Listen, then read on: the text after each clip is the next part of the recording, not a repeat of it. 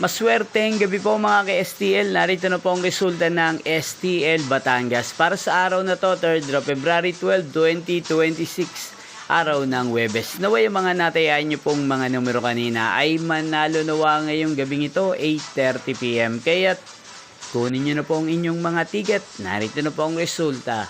Ang mga numerong nanalo sa STL Batangas ngayong gabing ito, February 12, 2026, 8:30 PM, third draw result 22 at 22 or Pompiang 22. At ngayong gabing ito sa STL Batangas, atin pong i-shoutout si Kuya Ronel ng Batangas. Shoutout po sa inyo Kuya Ronel, sana po ay nasa maayos kayong kalagayan.